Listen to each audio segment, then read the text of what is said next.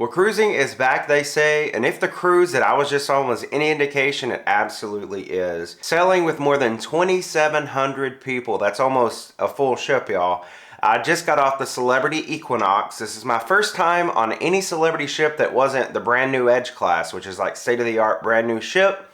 And I love those ships, so I was very excited to see how I was going to enjoy the Celebrity experience off those ships. So we have a lot to talk about, y'all. There were highs, there were some lows, there were some bad things that we need to cover and that you need to be aware of before you sail Celebrity cruises, especially these older ships. So we're going to get right into it. My name is Zach. I am the Traveling Man, and this is my full review of my Celebrity Equinox cruise experience. So just a quick recap, if you've not watched my videos before, I am an avid Celebrity cruiser. I took my first Celebrity cruise on the Celebrity Apex back in late 2021, and since then I've sailed all their new ships. I sailed on the Edge, Beyond, and the Apex. These are all the billion-dollar ships. They're unlike anything you're going to find at sea today. In fact, I've named them all pretty much the best cruise ships at sea, and I still stand by that. They're great. The food was great on those. I think I've given just about all of them like perfect reviews on just about everything from entertainment to food to service. Everything's been incredible. Go back and watch those videos if you want to know more. I do have a review of all those cruise ships and all the food on those ships, so make sure you go back and check out those videos. So I knew after selling all of those and how much I like Celebrity that at some point I was going to have to get on one of their older ships, and the Celebrity Equinox is actually part of their Solstice class. The Solstice class debuted late 2000s, and in fact the Equinox itself took its inaugural sailing around 2010, I think. So you're talking about a cruise ship now that's over 12 years old. So I knew it wasn't going to be exactly like those new ships. I call those new ships modern luxury. You know, they're just something so different about them. I knew it wasn't going to be that, but there were staples to the Celebrity Cruises experience, like the service and the food, which I expected to be on the Equinox, which unfortunately just weren't there. So we're going to walk through my entire review, and if you've not seen my Celebrity Beyond review, you can go back and watch that. But I introduced my 5 steps to a cruise ship review, where S is reviewing the ship, all about the ship, the layout of the ship, the design, etc. The T is tasty, where we talk about the food. The E is entertainment. The P is for ports, or the itinerary. And then S is for service. And y'all, you need to stick around for the service piece because we need to have a discussion about that. So let's jump right into it. I'm going to start with the ship, the Celebrity Equinox. Again, part of the Solstice class of ships, having a maximum capacity of passengers just over 3,000. Not as big as the Edge class ships, but it's not a small ship. I will have to say I really enjoyed the ship. When I first walked on it, I knew it was, like I said, I knew it was going to be different. It wasn't going to be the same layout. I was excited about that. I was excited to see something and experience something different, a different type of ship. And see how Celebrity operates their older ships, and I really got that feel with this. For the most part, I feel like the ship was beautiful. You know, you walk down the promenade, they had those huge white curtains down each side. That was beautiful. When I first saw that, I felt like, wow, I'm really on Celebrity. Like, you still have that beauty, you still have that sort of elegant feeling when you're walking down the promenade, and that was cool. So I'll say that the Equinox is like a cozy, quaint ship. Like, if you think of just a standard run-of-the-mill cruise ship, this is it. Now, it's beautiful. It's designed beautifully inside. Not as much art as you're going to find on the Edge class ships. The ship itself actually reminded me of Anthem of the Seas, and I know Anthem of the Seas is a little bit newer. However, Royal Caribbean Group owns both Royal Caribbean and Celebrity, so they could have compared notes between these two classes of ships, but it did remind me a lot of the layout of Anthem of the Seas. And while the Equinox was beautiful, I do think it was showing signs of wear extensively in some places. And it is going to be very noticeable if you sailed the Edge class and then go to the Solstice class for the first time. You are going to notice these signs of wear, I think, more frequently. I guess one of the pluses about this ship, one of the positives, is that it does have standard balconies and verandas, as they call them. It's not like the Edge class where they have the infinite verandas, which I know a lot of people do not like those. You do have actual balconies on this ship, and in fact, that'll lead me right into my room because I had one of the largest balconies on the ship. I had stateroom 9155, and the balcony was absolutely the best part about the room because it was a large balcony, and I knew it was going to be. I'd seen pictures, a couple pictures before, but there was nothing like stepping out on it for the first time and really getting the feel for how big it was. So A+ for that balcony. However, That room, I don't think has ever been updated. Like since 2009, 2010 when the ship was built, I don't think they had revolutionized my room yet. And I know that they had some rooms on the ship. Some people that I cruised with were actually telling me, oh, my room's a little bit more modern. It's a little bit more updated. But y'all, my room was not. It really had an old appearance. It was really worn in places. The nightstand table was wood and it was all worn. The bathroom was in not good shape. In fact, the water in my shower alternated between Alaskan waters and eternal damnation. So it wasn't the typical Celebrity Cruises, Celebrity Edge class ship stateroom that I'm used to. This was an older room. Now I know that they are working on revolutionizing the entire ship, and they've done that in some of the common areas. And a lot of the staterooms, as I mentioned, I think a lot of the suites and aqua class and things like that, they just hadn't got down to my room yet, and it really needs it. So I think they're gonna be doing new carpet. They're going to be doing new bedding, things like that. It will look more like the Edge class when they get those staterooms done. But just know if you're selling the Equinox anytime soon that you might have an older appearance of room. And that just wasn't the Celebrity vibe for me. So continuing on the layout of the ship in general, I don't feel like it flowed very well.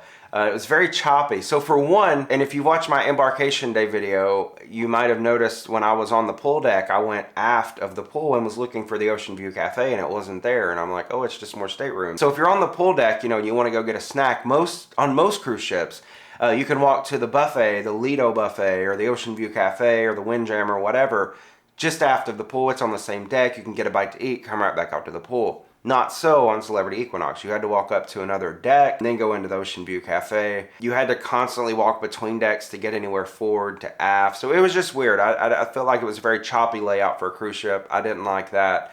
Definitely not as good a layout as the Edge class ships. Finally on the ship, I'm going to talk about internet here because I feel like that's part of the ship infrastructure. And the internet, I had the premium package as I always do. The premium, the fastest, the streaming internet. It's supposed to be able to stream movies or whatever, anytime, anywhere, all that. It wasn't good. Not as good as what I've experienced from Celebrity in the past. Like I said, it was just on Beyond a little over a month ago. Internet was blazing fast, but the difference is we only had 850 people on Beyond and we had 2,700 people on the Equinox. So I feel like the internet infrastructure was more stressed because it was so many people, but yeah, you're charging premium prices, but you can't give me premium internet. That wasn't great. In fact, if I was out on my balcony, or if I was in my bathroom, I couldn't access the internet at all. There were places on the ship where the internet was very slow. Some days it would just drop out completely. There were a lot of latency issues also where it was up and down. I can't give a good rating of the internet. Several people would ask me about that. Just beware before you go that it's not good. If you've sailed Celebrity before, if you've sailed maybe some of the newer ships, it's not going to be as good.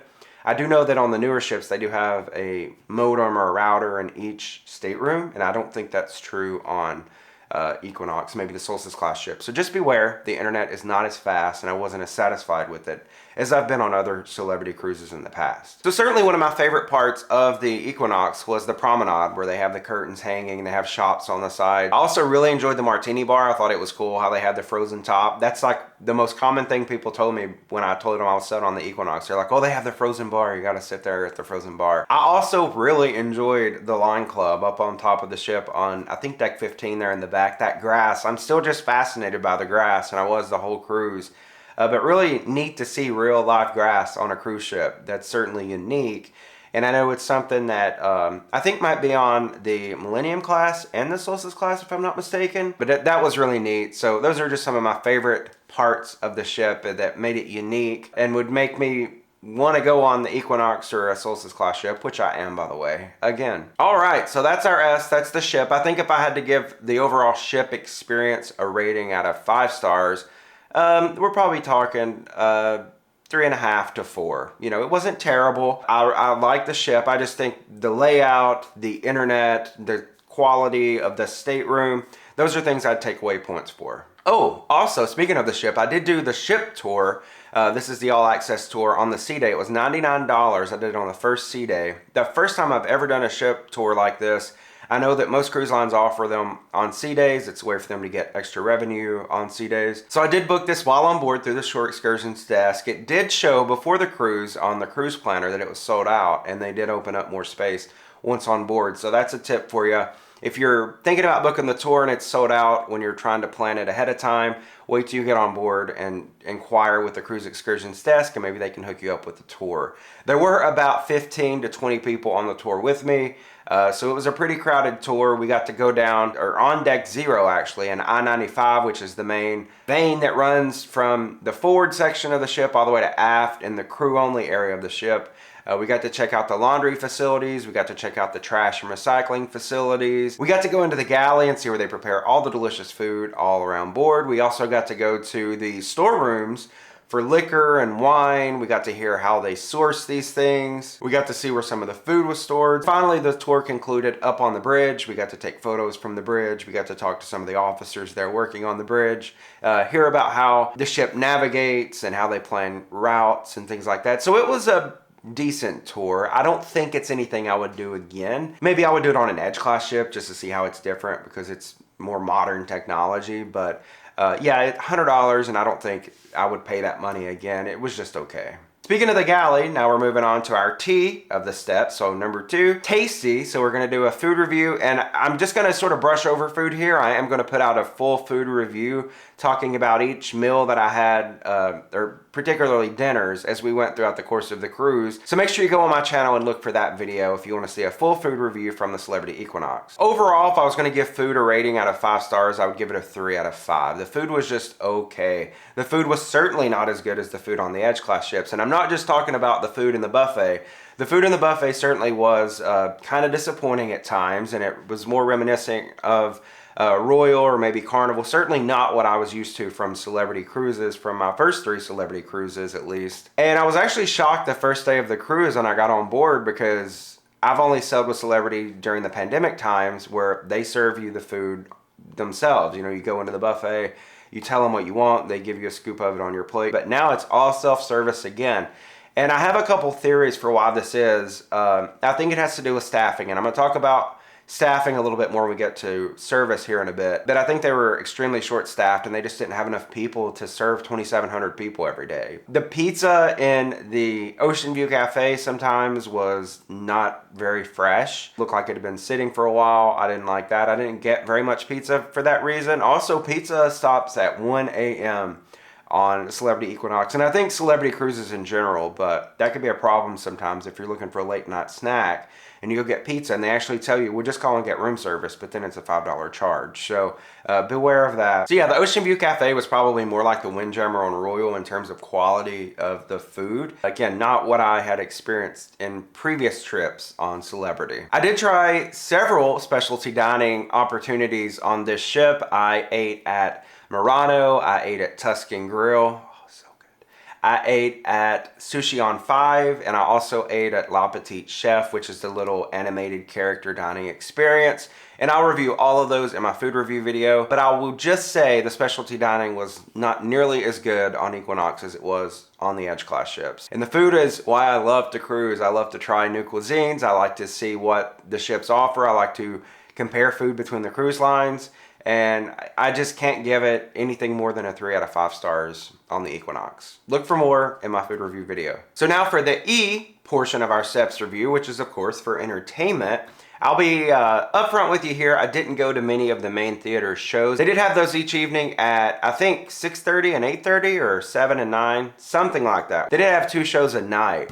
So whether you're going to early dinner or late dinner, you could catch one of the shows. I know that they had several singers. They had a cabaret night. They had a couple of stage production shows. They had a couple of comedy nights. And often while they would have the early and late show, they would also have a later show, which would be more of a comedy-like show. And they had a comedian one night.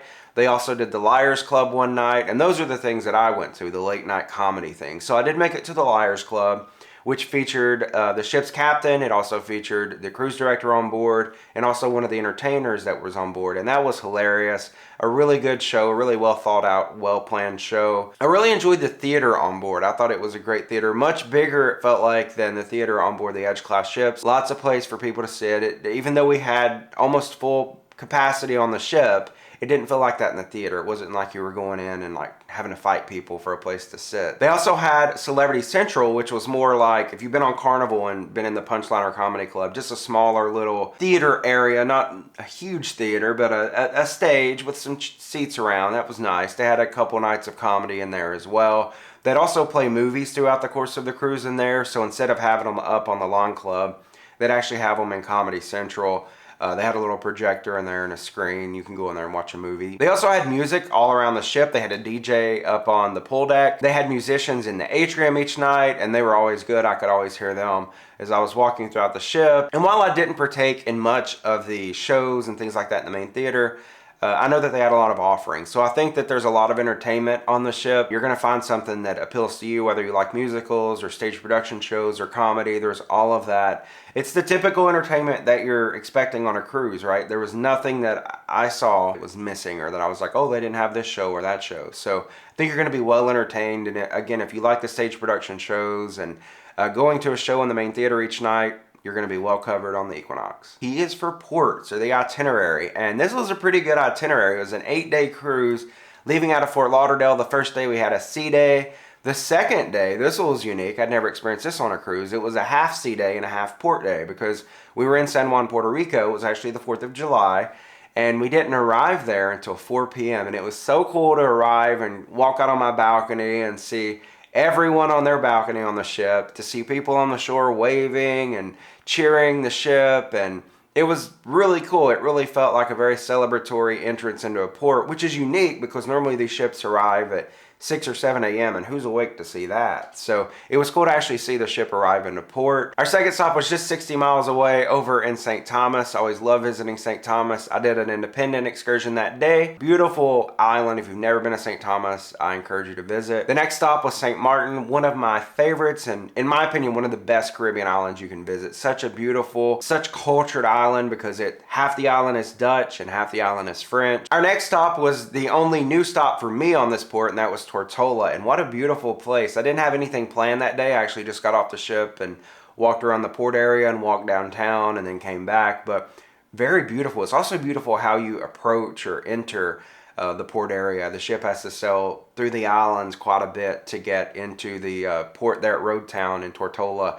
But a beautiful place, and I can't wait to return. So after Tortola, the next day was a sea day as we made our day to our last port of call, which was Nassau. The itinerary would have to give it 5 out of 5. It was a great itinerary. I love how Celebrity Cruises packs in as many ports as they can. They really cut down on the amount of sea days that you have on board, and that's great. So finally, the one we really need to talk about, y'all, the service on board the Celebrity Equinox. And this is where I was most disappointed. I think one of the reasons that I have loved Celebrity Cruises the most is because they have service like no other cruise line that I've experienced. But on this ship with 2,700 people, the service was not there. It was not as good as I'd experienced on the Edge class ships. Now, I will preface all this by saying that when I sailed Celebrity Apex, we only had 1,100 people. When I sailed Celebrity Edge, we had 740 people. And when I sailed on Celebrity Beyond, we had 850 people. Again, Celebrity Equinox had 2,700 people. So a lot more people. So it's certainly possible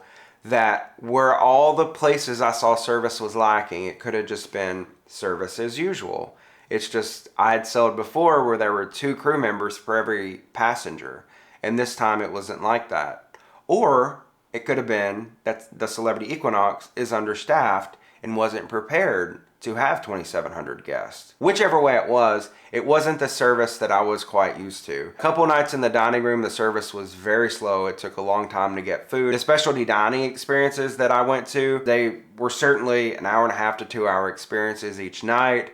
A lot of the bar service, you would walk up and order a drink, and sometimes you would have to wait 20 minutes before anyone even acknowledged you. Take the Martini Bar. The Martini Bar is the hot spot, the most popular bar probably on the ship. And some nights there would be 40 to 50 people around the bar, and there would be 2 bartenders there. So it definitely felt like the ship might have been understaffed, or at least wasn't well equipped for 2,700 guests. Cruise lines have steadily been increasing capacity as we've gotten further and further away from the cruising shutdown of 2020, 2021. So it makes sense that at some point they're going to catch up, be back at max capacity. However, I just don't feel like the Equinox had the crew that it needed, the number of crew that it needed to meet 2,700 people. and to give them good service. It was very common to hear people on the ship, and I had this happen a few times where, you know, I would be getting a drink or waiting on a drink, and someone next to me would be like, "This is rough," and I would be like, "Yeah," and they're like, "Yeah, this is my, you know, 8th or 9th celebrity cruise, and this isn't how it should be." So it definitely was a different service experience. Service was lacking, and out of 5 stars, I would only be able to give service a 3-star at best on the Equinox. It really was disappointing, and this was the first time, you know, when they send you a after the cruise survey and they tell you about it all cruise, make sure to fill it out, make sure to fill it out. I wasn't able to give like 10 stars on everything because the service did have an effect on the cruise experience, unfortunately. I will also say that this was a noticeably different demographic on this sailing. Now, it was July 4th, so it's probably one of the busiest cruises of the year. They also said this was the first time that the Equinox had this many guests in over 2.5 years, so back before the restart. There were a lot of first-time cruisers. I think I heard something like 40% of the people, 50%, maybe half of the people sailing on this cruise are first-time cruisers. And I know Celebrity has been really trying to attract new people to Celebrity Cruises, but I would caution, again, if you're watching Celebrity Cruises, I would say be careful, because you don't want people's first-time cruise experience on a, you know, luxury cruise line to be one that's bad, or one where service is lacking, or one where they don't get better food or service than they could on Royal Caribbean or Carnival or MSC or cruise lines like that. I hope that was like a one-time thing because of all the number of people and just because it was a holiday. It didn't ruin my cruise or anything, but it certainly was a surprise, and it's something that I hope that is improved. I hope it was just an understaffed thing, and that's not the typical Celebrity Cruises service experience. So that is it. My overall cruise, I think I would give a 4 stars out of a 5 stars. It was great. There were a lot of people. Like I said, cruising is back, and it was evident with this cruise. But it was a great cruise. I met so many new friends, and that was the best part. So if I did meet you, if you did come up and say hello, thank you so much for watching. It was great to meet you. You made my cruise incredible. One of the most social cruises I've ever had as a solo traveler. So you can, like I said, cruising's back, y'all. You can make new friends out there because there's a lot of people on board now. But I am going to be back on a Celebrity Solstice class ship very soon. So that tells you something. It wasn't a bad experience, and I'm like, never again. I will be going back on Celebrity Solstice. I will be going on Celebrity Cruises soon. I'm going on Celebrity Apex this fall. Going to be going to Israel. So make sure you subscribe down below and come back to the channel. Thank you so much for watching. Make sure to leave me a comment down below. Let me know that you watched the video. Give me a thumbs up if you liked it. And I'll see you on the next adventure.